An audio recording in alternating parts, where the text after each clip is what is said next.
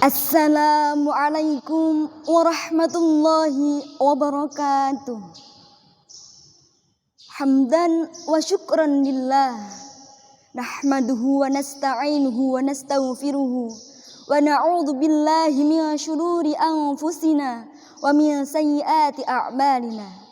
May yahdihillahu fala mudhillalah wa may yudlil fala hadiyalah. Asyhadu an la ilaha illallah wahdahu la syarikalah wa asyhadu anna Muhammadan abduhu wa rasuluh. Amma ba'du. Dewan juri, dewan hakim yang saya hormati dan saya ta'zimi. Hadirin rahimakumullah dimanapun Anda berada. Negara kita Indonesia merupakan salah satu negara multikultural terbesar di dunia. Hal ini dapat kita lihat dari kondisi geografis serta sosial budayanya yang begitu kaya, di mana populasi penduduknya lebih dari 200 juta jiwa, terdiri dari ribuan suku bangsa dan menggunakan ratusan bahasa yang berbeda. Tidak hanya itu, terdapat pula agama dan kepercayaan yang beragam di dalamnya, seperti Islam, Kristen, Buddha, Hindu, Konghucu, serta berbagai aliran kepercayaan yang lainnya. Hadirin, perbedaan ini mampu menjadikan Indonesia sebagai negara yang unik dan menarik.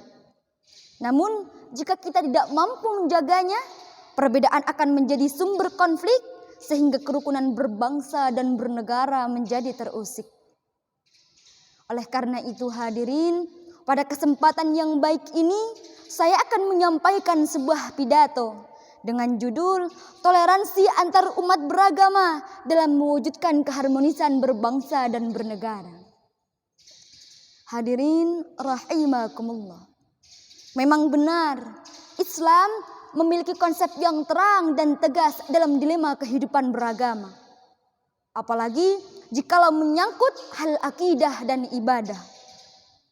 Sebagaimana yang terkandung dalam Al-Quran surah Al-Kafirun ayat 1-6. Yakni berisi tentang pernyataan umat muslim yang tidak akan pernah menyembah sembahan agama lain. Namun kendati demikian, bukan berarti Islam tidak mau menghargai perbedaan beragama. Lakum dinukum waliyadin. Firman Allah pada ayat terakhir Quran surah Al-Kafirun, yang artinya untukmulah agamamu dan untukkulah agamaku. Ayat ini mengajarkan kepada kita umat muslim agar bertoleransi terhadap penganut agama lain. Namun sayang sekali hadirin, lahirnya fanatisme buta dalam perbedaan beragama lama-kelamaan mengikis habis nilai-nilai toleransi pada bangsa kita. Jika kita perhatikan, banyak sekali terjadi kerusakan, terjadi kerusuhan, terjadi kericuhan dari zaman ke zaman. Hal ini disebabkan karena adanya sifat intoleransi dalam perbedaan beragama. Perusakan tempat ibadah agama lain, maraknya aksi teror, maraknya pengeboman menjadi tantangan besar dalam membangun kerukunan dan persatuan. Jika kita ingat peristiwa bom Bali pada tahun 2002, peristiwa pengeboman Hotel Joy Marriott pada tahun 2003, hingga baru-baru ini pengeboman katedral di Makassar. Ini menjadi bukti betapa toleransi masih menjadi barang yang mahal dan langka di negeri kita tercinta ini. Hadirin, padahal Islam sendiri adalah agama yang diturunkan oleh Allah Subhanahu wa taala sebagai rahmatan lil alamin, rahmat bagi seluruh umat manusia dan semesta alam. Artinya, nilai-nilai kasih sayang dalam Islam tidak hanya diperuntukkan kepada umat Islam saja. Lebih dari itu, Islam adalah agama yang sejak awal Allah turunkan demi mewujudkan perdamaian di atas dunia. Hadirin, sebenarnya Islam juga membuka keran yang lebar bagi umatnya agar berbuat baik dan berlaku adil terhadap penganut agama lain. Hal ini dilandaskan pada Al-Quran surah Al-Mumtahanah ayat 8 yang bunyinya sebagai berikut. A'udzu billahi minasyaitonir rajim. Bismillahirrahmanirrahim. La yanhakumullahu 'anil ladzina lam yuqatilukum fid din wa lam yukhrijukum min diyarikum an tabarruhum wa tuqsitu ilaihim. Innallaha yuhibbul muqsitin. Shadaqallahul azim. Yang artinya Allah tidak melarang kamu berbuat baik dan berlaku adil terhadap orang-orang yang tidak memerangimu dalam urusan agama. Dan tidak pula mengusirmu dari kampung halamanmu. Sesungguhnya Allah menyukai orang-orang yang berlaku adil. Hadirin, betapapun agama mereka berlainan dengan kita, namun pada hakikatnya mereka tetaplah sama-sama manusia, ciptaan Tuhan yang Maha Kuasa, dan tentunya berhak mendapatkan perlakuan adil dalam kehidupan dunia. Bahkan Allah Subhanahu wa Ta'ala melarang kita umat muslim agar tidak memaki sembahan agama lain. Sebagaimana dalam penggalan Al-Quran surah Al-Imran ayat 108. La tasubbul ladzina yad'una min dunillah. Dan janganlah kamu memaki ilah-ilah yang mereka ibadahi selain Allah.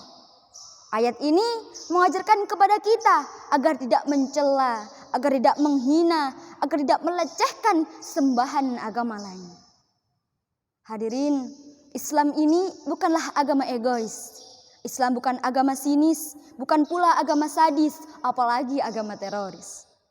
Kerjasama dalam hal muamalah, saling tolong menolong, saling menghargai, saling menjaga demi mewujudkan kemaslahatan bersama tentu tidaklah mengapa. Karena ketika seluruh elemen bangsa, seluruh komponen bangsa dapat bersatu padu, dapat berjabat erat, dapat bergandengan tangan, menghargai perbedaan dalam keberagamaan, maka akan terwujud bangsa yang berbineka tunggal ika.